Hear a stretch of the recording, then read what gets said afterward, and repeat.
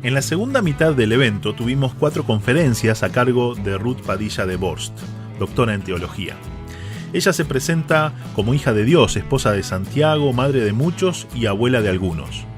Anhela ver que la paz y la justicia se abracen en el hermoso y quebrantado mundo que constituye nuestro hogar. Vive en Costa Rica como miembro de Casa Adobe, una comunidad cristiana intencional. Junto con Santiago dirige la comunidad de estudios teológicos interdisciplinarios, SETI. Fue activa en ABUA en su juventud, sirvió como parte del equipo regional de la IFES en América Latina y todavía hoy es directora de Certeza Unida. Sirve en el equipo coordinador del International Fellowship for Mission as Transformation, INFEMIT, y es miembro activa de la Fraternidad Teológica Latinoamericana.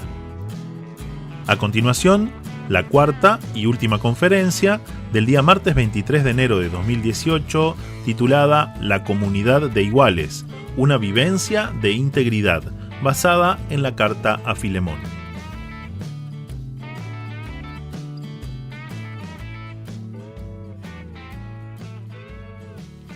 Hoy por la mañana leímos, quienes hicimos el devocional, la intimidad con el Señor evitará la ceguera espiritual.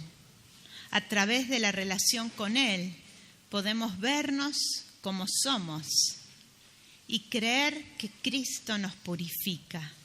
Es imprescindible ver la realidad del mal con la mirada penetrante de Jesucristo. El pecado es el origen de toda la corrupción y el perdón del pecado es el inicio de toda renovación.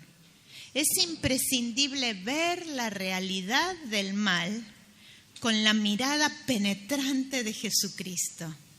El pecado es el origen de toda corrupción y el perdón del pecado es el inicio de toda renovación.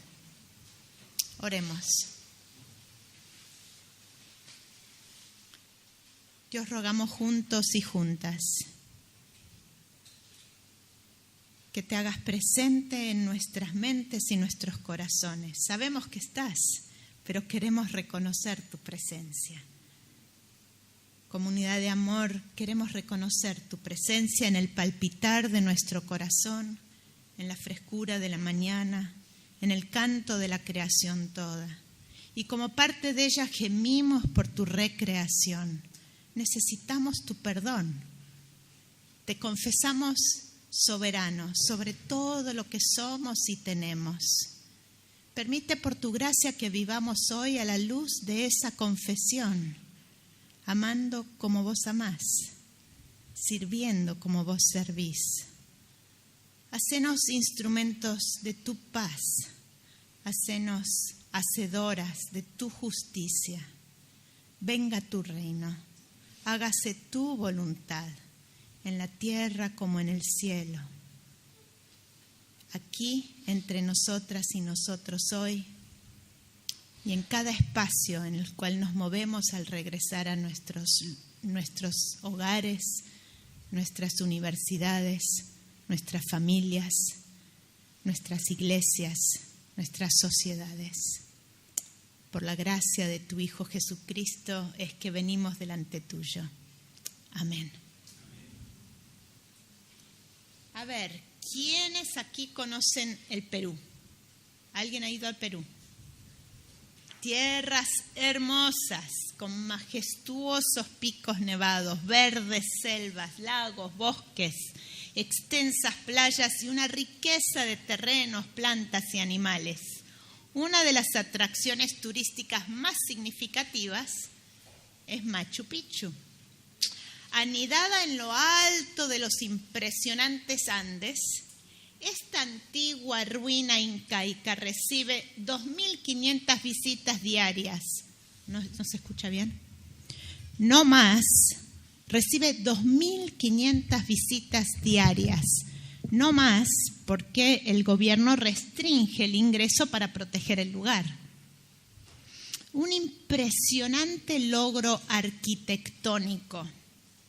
Machu Picchu se erige hoy como un símbolo más del poder imperial.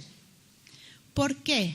porque mucho antes de que nuestros ancestros y sus tierras fueran violadas por los conquistadores españoles con cruz y espada en mano, y gracias Juan por esta xilografía de José Rueda, mucho antes de que ocurriera esto, los guerreros incaicos habían barrido la región, sembrando muerte a su paso, imponiendo su lengua y tradiciones y estableciendo su imperio en las alturas de los Andes.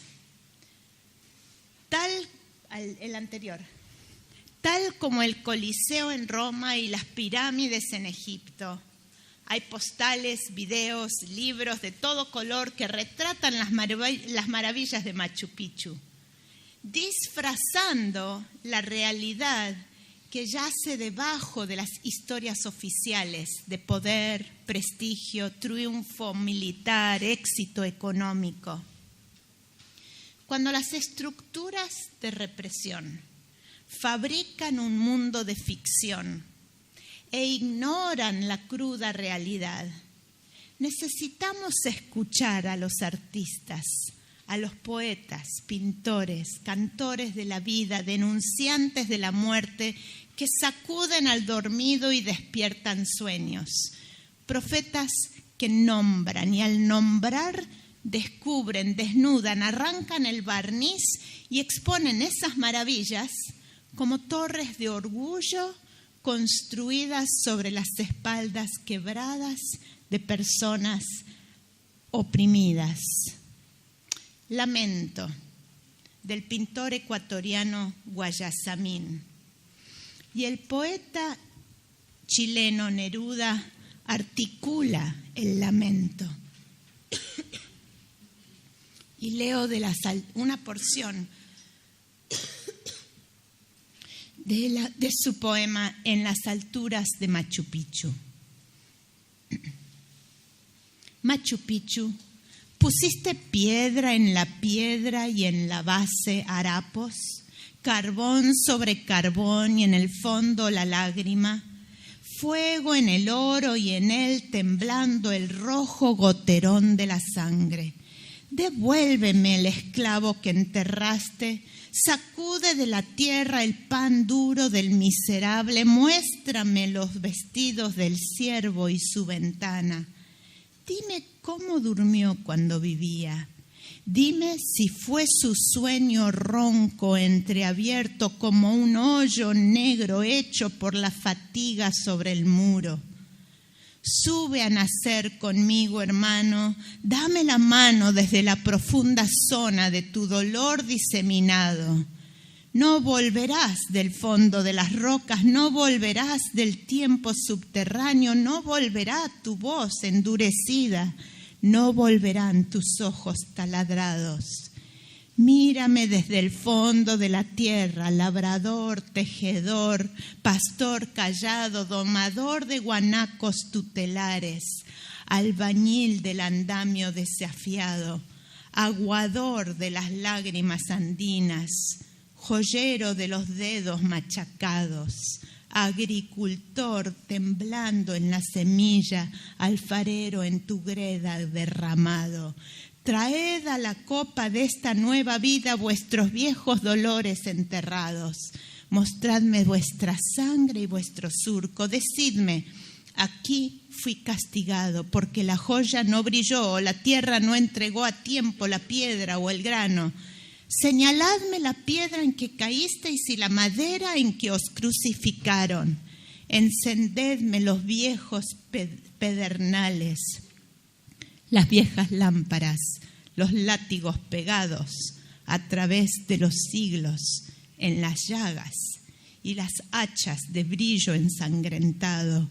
Yo vengo a hablar por tu boca muerta. A través de la tierra juntad todos los silenciosos labios derramados y desde el fondo habladme toda esta larga noche como si yo estuviera con vosotros anclado. Contadme todo, cadena a cadena, eslabón a eslabón y paso a paso.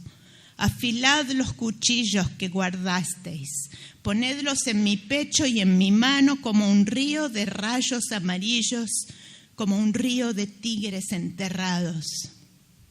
Y dejadme llorar, horas, días, años, edades ciegas, siglos estelares. Dejadme llorar, horas, días, años, edades ciegas, siglos estelares. Dejadme llorar, porque la corrupción más atroz es aquella que denigra a los seres humanos y permite que la avaricia reduzca a nuestros congéneres a un bien material.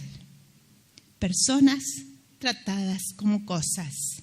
No hay nada más deshumanizante, no solo para la persona vendida, comprada y esclavizada, sino también para la persona que vende, compra y esclaviza. Hoy vamos a conversar sobre el desafío de vivir como comunidad de iguales, una vivencia de integridad. Y para ello nos vamos a adentrar en un relato más de los primeros años después de la vida, muerte y resurrección de Jesús. Exploraremos una carta escrita por Pablo mientras era prisionero en Roma, alrededor del año 58-60, dirigida a Filemón, un líder cristiano que vivía en el valle del Lico en Asia Menor.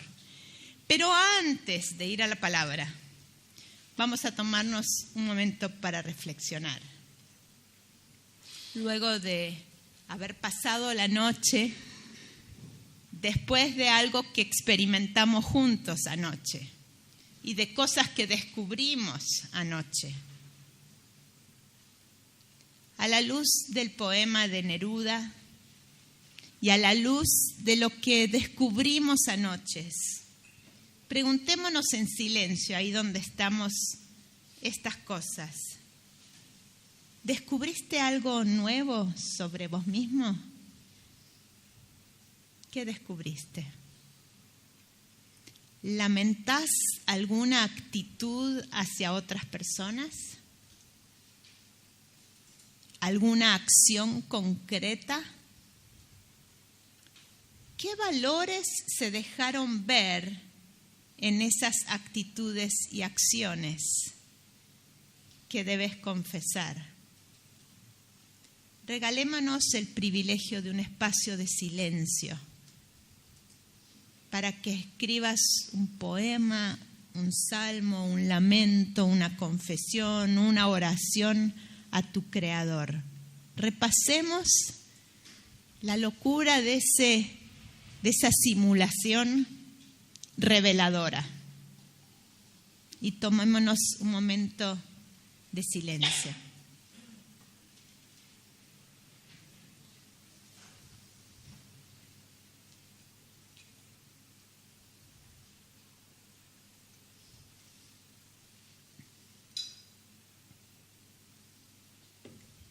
La intimidad con el Señor también evitará la ceguera espiritual.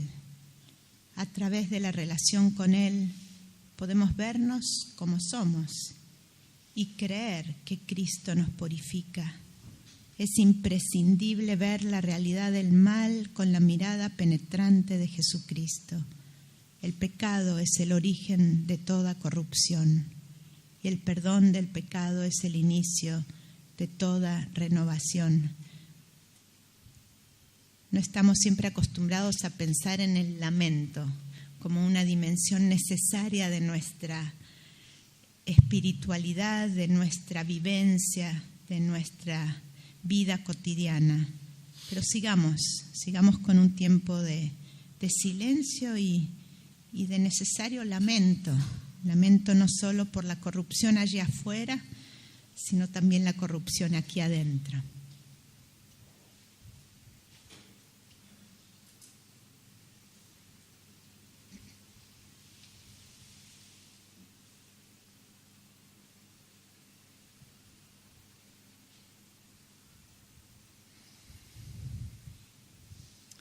Si el lamento es un paso necesario para desengancharnos de la corrupción. Y la ofrenda comunitaria, la conciencia de la pertenencia a la comunidad, impacta también nuestra valorización de esas cosas que nos corrompen, que por quererlas nos corrompemos.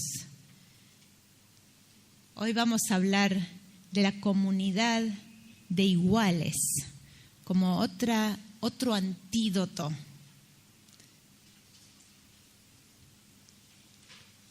Él pertenece contigo. Ustedes se pertenecen mutuamente. Las palabras de Pablo eran alarmantes. Iban absolutamente contra la lógica. No tenían ningún sentido económico. No había lugar para ese llamado en el sistema imperial romano. Después de todo, Onésimo, el esclavo, había escapado llevándose pertenencias de su dueño. Las expectativas naturales y legales incluían descrédito público, severa disciplina y posiblemente aún ejecución. Onésimo, el esclavo de Filemón en Colosa, era un don nadie, mera propiedad de la cual el dueño podía disponer a gusto y placer propio y sujeto a duras penalidades legales. Sin embargo, Pablo se dirige a Filemón de modo directo y a la vez cariñoso. Y les animo a buscar el libro, no vamos a leer todo el libro, pero vamos a ir recorriéndolo como hemos hecho con otros pasajes. Y quizás luego ustedes pueden volver a leer a la luz de lo que conversamos hoy. Entonces encuentran el librito pequeñito de Filemón. No sé cuántas veces hemos oído algún sermón sobre Filemón. Hoy lo vamos a explorar como otro antídoto a la corrupción. ¿Ya lo tienen? Entonces Pablo se dirige a Filemón de modo bastante directo y a la vez cariñoso. Celebra el amor que los une en Cristo y le presenta un desafío personal que no encaja de ninguna manera con las expectativas del medio sociocultural y económico en el cual están inmersos. Recibe a Onésimo, pero ya no como esclavo, aún menos como ladrón fugitivo, sino como un hermano digno. Este no es un asunto privado que queda entre Pablo y Filemón. Primeramente se hizo público cuando Pablo escribió la carta. ¿Dónde estaba? Miren el comienzo. ¿Dónde está Pablo? En la prisión, probablemente en Roma. Está en compañía de Epafras, Marco, Aristarco, Demas y ¿quién más? Nuestro amigo Lucas, el médico que nos ha ido contando varias de estos relatos. Luego se dio a conocer a un público más amplio cuando la carta fue leída en público por Apia, la esposa de Filemón, que por ser la mujer del hogar expandido ahí probablemente era la que más se ocupaba de los esclavos. Era el papel de las mujeres en ese tiempo. Y su hijo Arquipo, que era el líder de la congregación que se reunía en su casa. Ahora, Pablo le plantea este desafío a Filemón. Onésimo se escapó, robó. ¿Cómo se le ocurre a Pablo pedirle, exhortarle, rogarle, casi demandarle a Filemón que reciba nuevamente a Onésimo? Ya no como esclavo, ¿Cómo se le ocurre a Pablo esperar un comportamiento tan fuera de la norma por parte de Filemón? ¿Qué fundamento tiene para postular una meta tan exigente?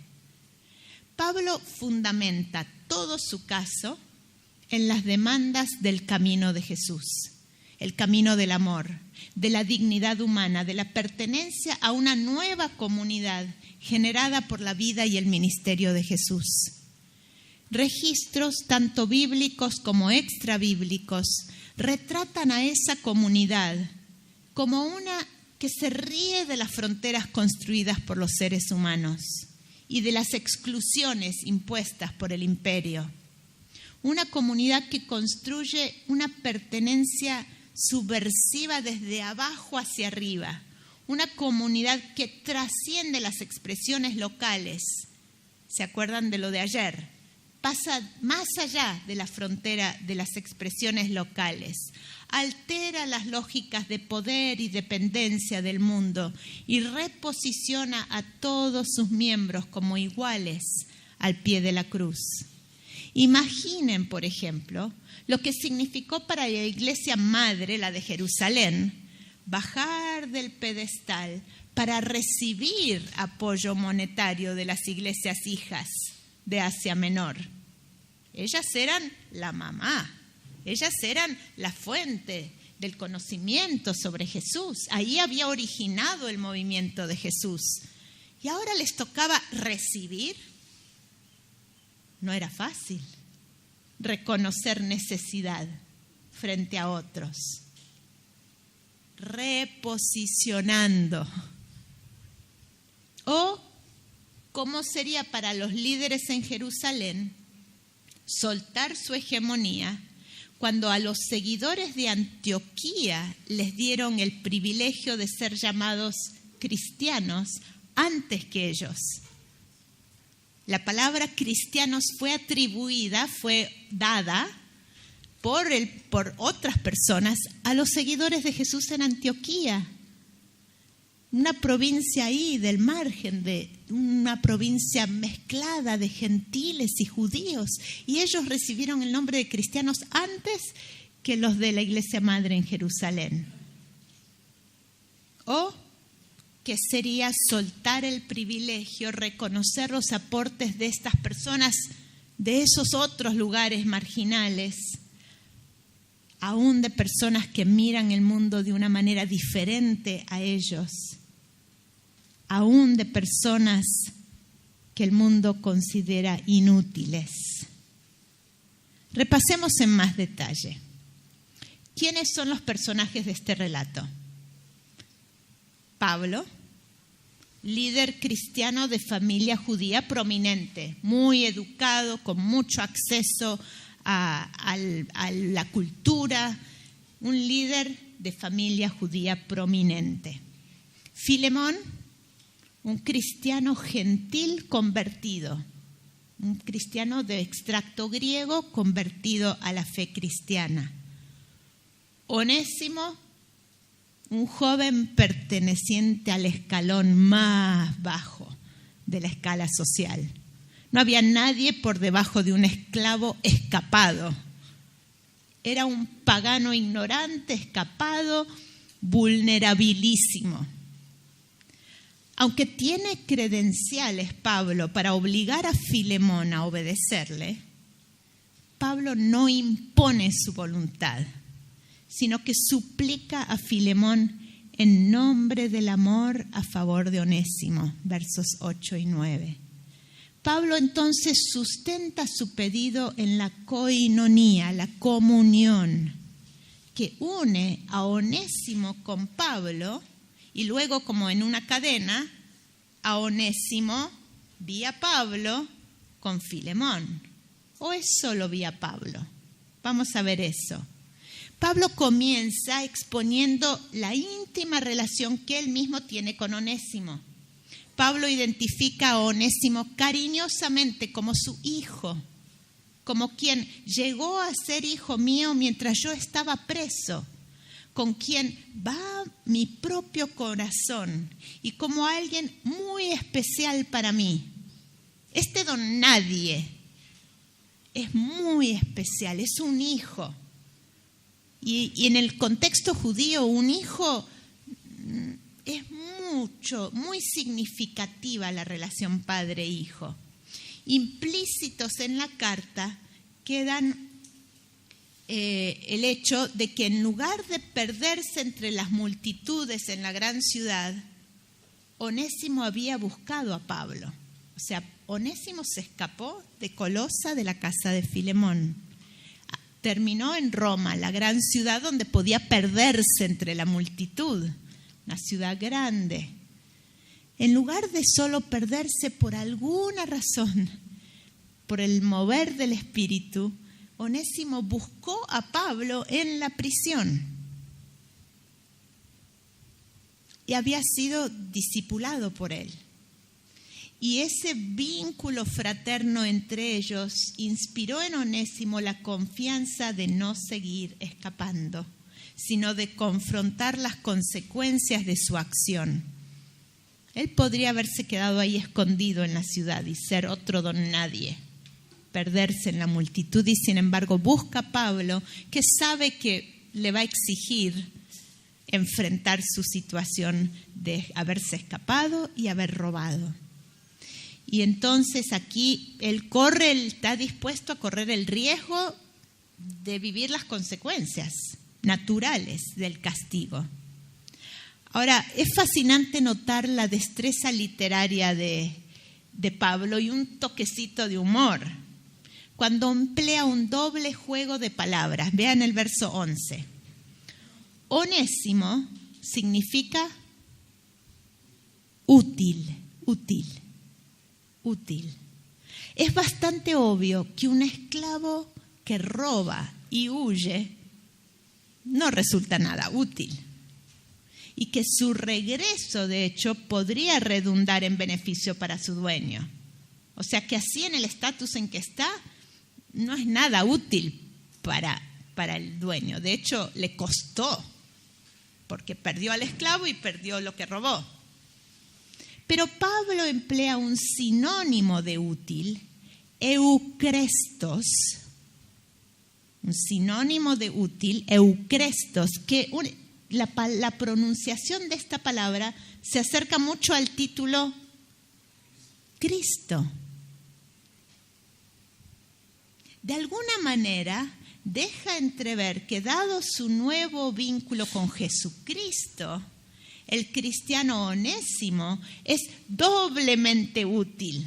Ya no solo para Pablo, a quien le da compañía y con quien comparten la vida y le da ánimo a Pablo en medio de su condición como prisionero, pero que también es útil para Filemón. Entonces la cadena esta no es solamente de Onésimo a Pablo y vía Pablo a Filemón. La cadena es vía Jesucristo. Ha pasado entonces por su vinculación con Jesucristo, ha pasado de ser una persona socialmente despreciada a ser una persona, y de ser un esclavo inútil a ser, verso 16, un hermano querido en el Señor. Fíjense el cambio. Este nuevo vínculo establecido en Cristo entre Onésimo y Pablo sí se extiende naturalmente a la relación entre Onésimo y Filemón, y debe verse en dimensiones muy prácticas. Una renovada valorización de inútil a doblemente útil. Debe verse también en libertad económica y, en resumen, en reconciliación reconfortante. Pablo pide a Filemón: recíbelo como a mí mismo. No se trata simplemente de recibir a Onésimo tratándolo como dictan su comprensible enojo o el código social greco-romano, porque podría recibirlo, disciplinarlo y que siga la vida como siempre. Y sería muy natural por parte de Filemón cumplir con eso. Es lo mínimo que requería, sería la postura menos complicada según la ley romana y totalmente amparada por la ley. Tampoco se trata de hacer borrón y cuenta nueva y asimilarlo nuevamente a su condición de esclavo como si nada hubiera ocurrido. El amor requiere un paso más radical. Filemón debe valorar a Onésimo como valora a Pablo, su compañero y hermano, y tratarlo de manera acorde a esa renovada valorización. Entre líneas se lee la exhortación a otorgarle la libertad, integrándolo a la red familiar y a la comunidad de fe en situación de igual a igual, como si fuera Pablo. Pablo era el judío erudito de familia aristocrática judía, educado y ahora líder famoso, apóstol entre las iglesias. Visitaba una iglesia a otra, era líder, era reconocido.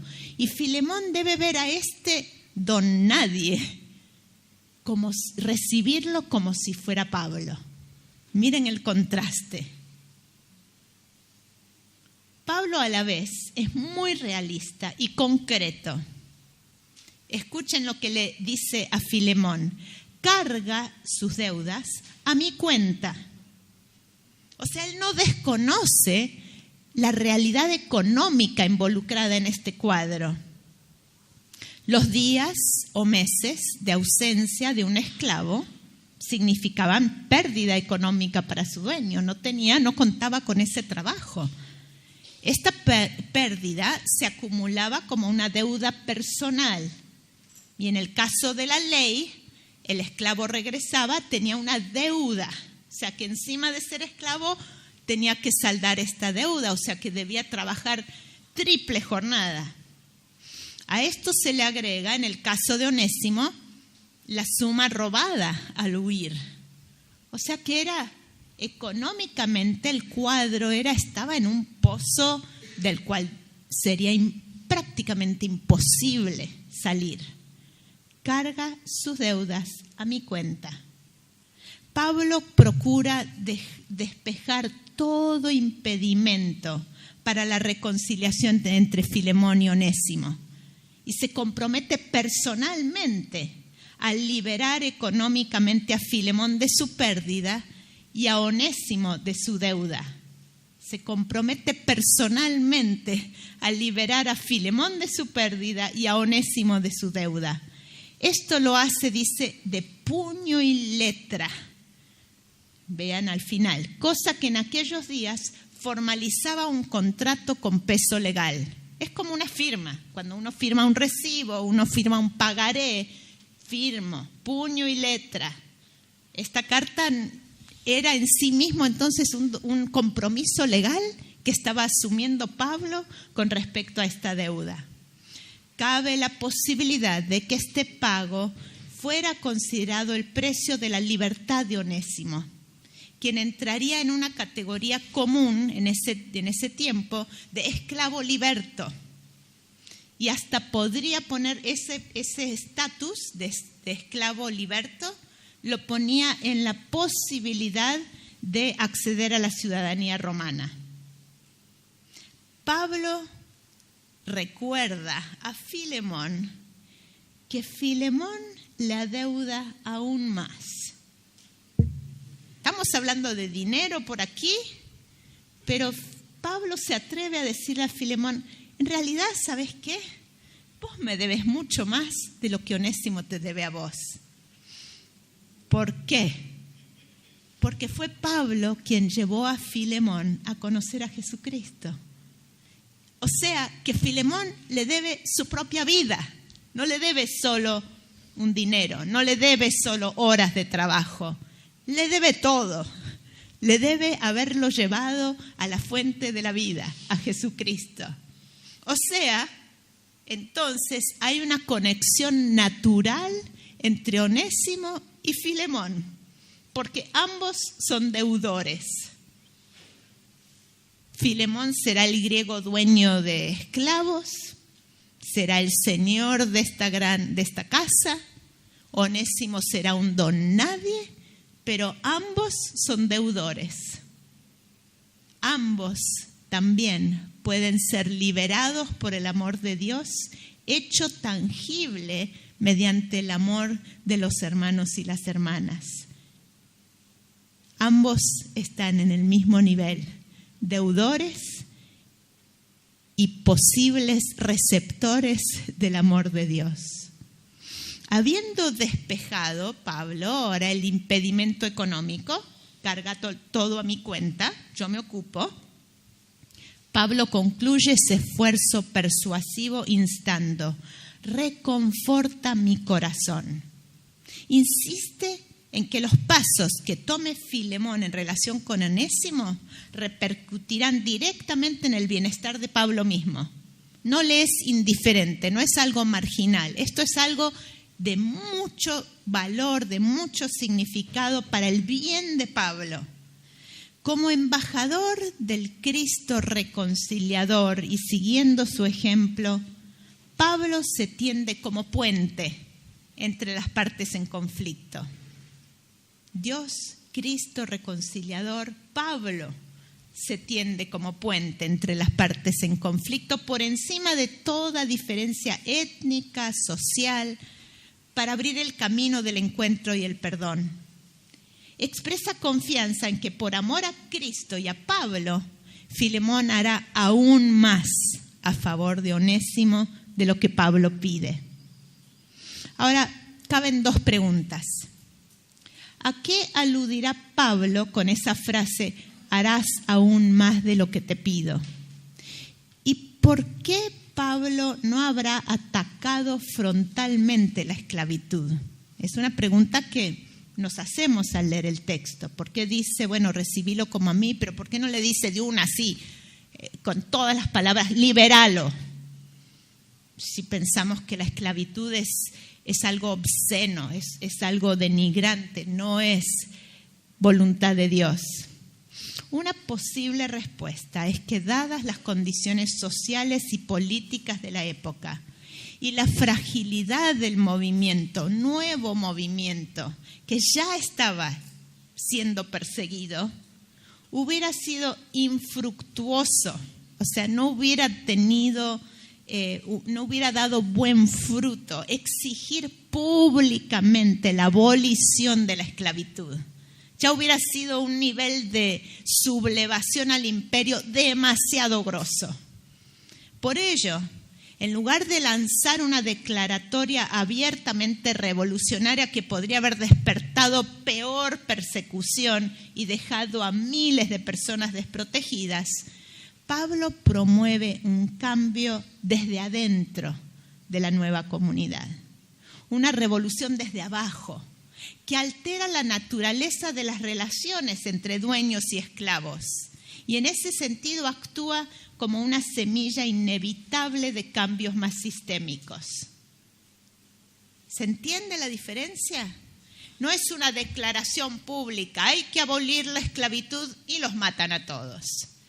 Comienza con algo casi en realidad más revolucionario, pero es la revolución desde adentro de la alteración de las relaciones en la nueva comunidad reconciliada por Jesucristo. Lo que Pablo solicita entonces no es simplemente una liberación del esclavo Onésimo. Bueno, cambia de estatus, ahora está liberado. Está pidiendo un cambio total en las relaciones sociales, una subversión del código de honor, una alteración de la relación dueño-esclavo. No solo el estatus legal, sino la relación misma, la valorización de la persona como tal. Porque bien podría haber llegado Onésimo, Filemón recibe el dinero de Pablo, lo libera, pero no cambia su relación. La exigencia del Evangelio es una radical alteración de la relación misma, de la valorización de uno y otro, de una y otra. Las expectativas estereotipadas de la cultura respecto a los que habían sido esclavos debían romperse. La apelación no era primariamente a una revolución política que algún día a largo plazo afectara la ley romana, sino una apelación a una realidad más trascendente y presente, la libertad y la igualdad que resulta del Evangelio. De hecho, las demandas del Evangelio alterarían las relaciones en una nueva comunidad de tal manera que no podían más que impactar los patrones sociales y la institución misma de la esclavitud. Ahora es sabido que en las primeras comunidades cristianas los seguidores de Jesús se reunían en casas de familia y, rompiendo todo protocolo social, sus reuniones integraban personas de todos los estratos sociales. Y vean esas partes de las cartas que a veces ni leemos. Yo por lo menos me llevó años querer leer esas partes, porque las veía superfluas, esas listas de nombres en Corintios 15, Romanos 15, ¿qué importan? ¿No? Esa no es la enseñanza. Pero, wow, que dicen mucho. Si leen esos nombres y entienden, investigan un poquito el trasfondo de esos nombres, van a ver que en esas listas de esas comunidades hay personas ricas, hay personas esclavas, hay personas esclavos libertos, hay personas griegas, hay personas romanas, hay personas judías, hay de todo. Romanos 16, perdón, no 15. Vale la pena leer para entender esas cosas. No por nada están en la Biblia. No es casual. Además, entonces, además de esta diversidad de personas en la comunidad, en lugar de invertir en la construcción de edificios para reunirse, el dinero que no gastaban en edificaciones y alfombras y sistemas de sonido, lo invertían en mandar misioneros, sustentar a personas como Pablo y apoyar a los huérfanos y las viudas. Y tercero, a liberar esclavos, a comprar la libertad de esclavos, a redimir esclavos. Eso hacían con su dinero, con sus ofrendas, en un intento de afirmar públicamente la igualdad entre todos en la comunidad cristiana. Llegamos a los saludos finales, versos 23 y 25. Pero antes de formular los saludos de rigor en toda carta, bueno, hay que firmar, decir algo, Pablo hace un pedido final que demuestra su atrevida esperanza. ¿Dónde estaba Pablo cuando escribe la carta? En la cárcel. Está escribiendo desde la cárcel. No tiene ninguna garantía otra que seguir en la cárcel o morir. Pero miren lo que dice.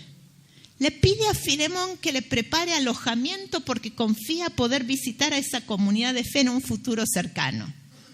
Ese es uno. A la vez, el anuncio de esta posible visita obviamente ejercería cierta presión sobre Filemón, a quien le tocaría rendir cuentas a su mentor sobre el estado de su relación con Onésimo. Mirá que vengo.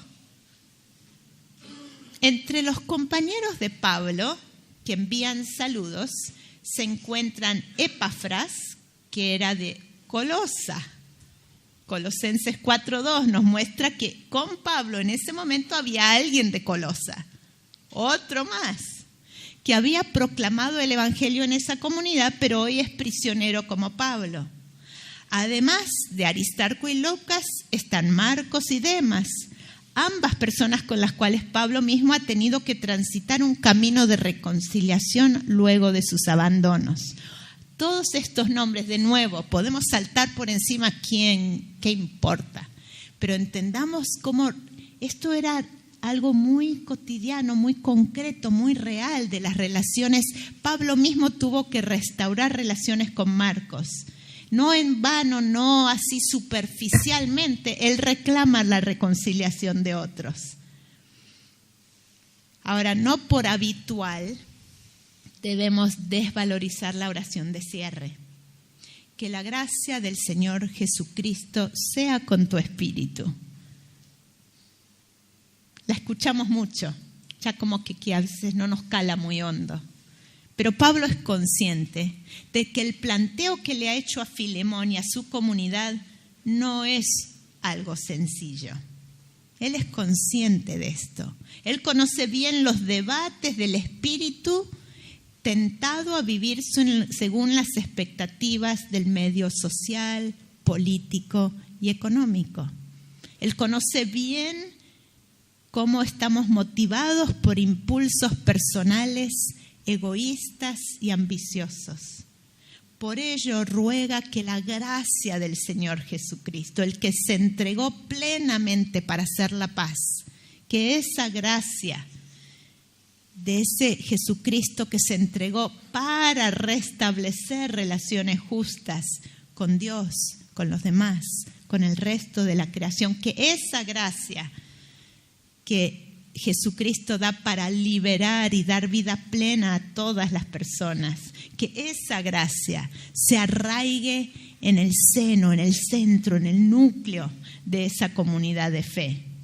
Porque entonces no es a pulmón propio, no es a fuerza de voluntad humana, sino es regalo. La gracia es ese amor inmerecido. Y es solo por gracia, por el regalo de ese Dios hecho presente a través de su Espíritu, que hay posibilidad de que un inútil, esclavo escapado, esté en el mismo nivel y reconocido como tal que el Señor de la casa.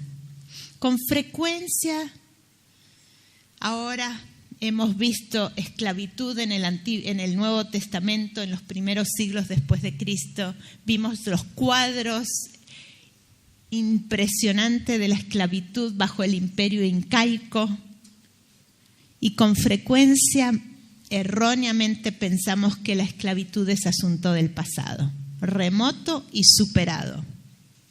Sin embargo, hoy en el mundo, como les comentaba el otro día, hay más esclavos que en cualquier otra época. Contabilizan probablemente unos 27 millones de personas esclavizadas hoy. 27 millones. ¿Cuántas ciudades de las suyas habría que sumar?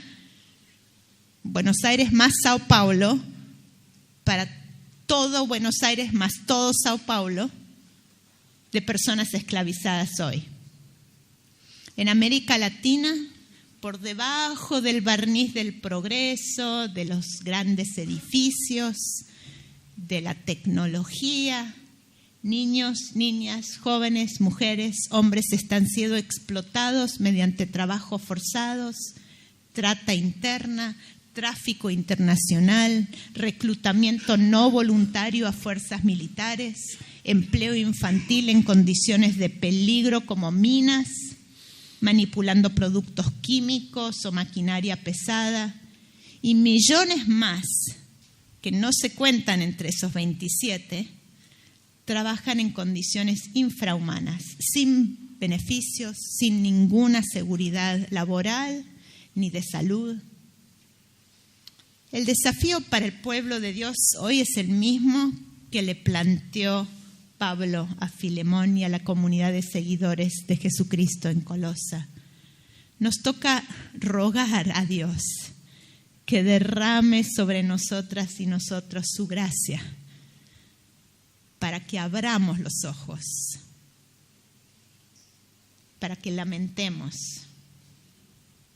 para que desenterremos la esclavitud escondida en nuestro barrio, en nuestra ciudad, en nuestro país, para que asumamos un compromiso radical con la erradicación de las causas de la esclavitud, como son la pobreza, la exclusión, la discriminación, para que con valentía confrontemos a personas, instituciones o sistemas que oprimen.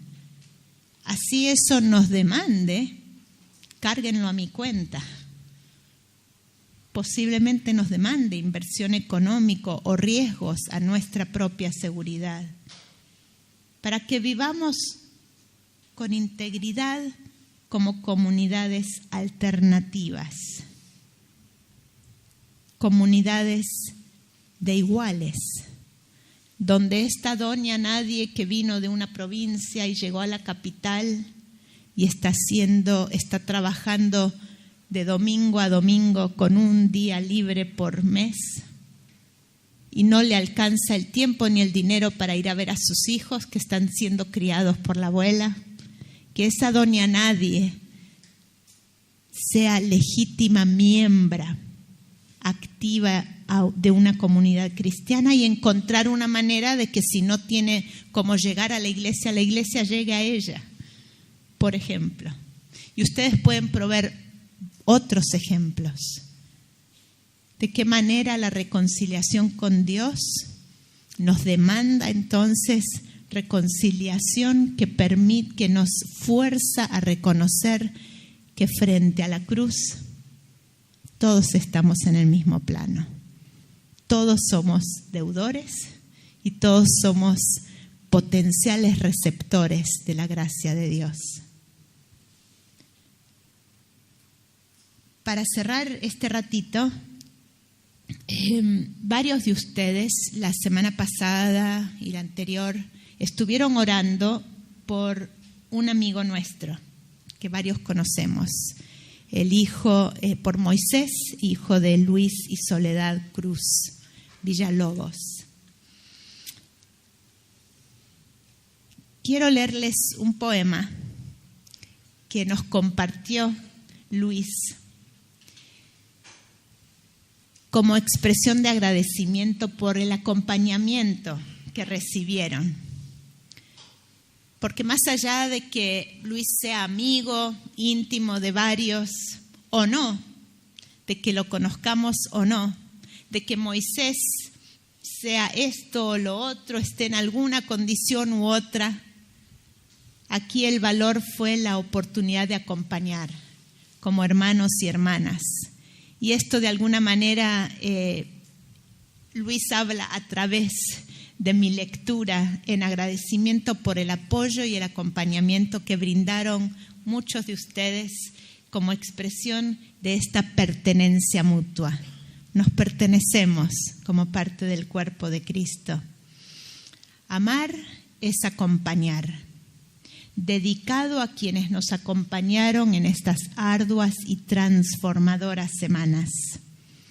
Amar es acompañar, parir la vida junto al otro, revolcarse en el suelo de la espera, sacudirse el polvo de la noche, abrazar desde lejos, desde cerca, mirar el profundo color de la llaga y no escapar, besar las sombras del desconsuelo, de la desolación y tornarlas ruego, esperanza.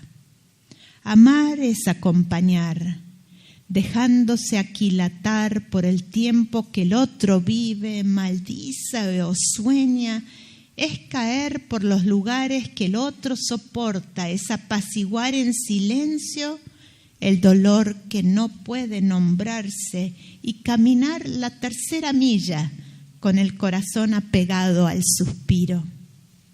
Amar es acompañar la sed y el hambre, el pálido dolor, la marca en la piel que sangra, el pecho agitado que no puede detenerse. Es cantar bajito la canción necesaria al oído del que la requiere urgente. Es besar la frente fría, febril, del que casi ha perdido todo. Es mirar al cielo por el otro. Es clamar al cielo por el otro. Es tener en las manos el testimonio vivo, palpable, la prueba de que el cielo adviene con su paz y su milagro siempre y de diversos modos. Amar es acompañar, como el trino trinitario lo hace, por los siglos de los siglos hasta el final de los tiempos. Acompañar es parecerse a Dios. Amén. Muchas gracias por compartir con nosotros. Si quieres más información de los movimientos estudiantiles, puedes encontrarnos en nuestra página en Facebook, IFES América Latina, o en nuestro sitio web, ifesworld.org. Que Dios te bendiga.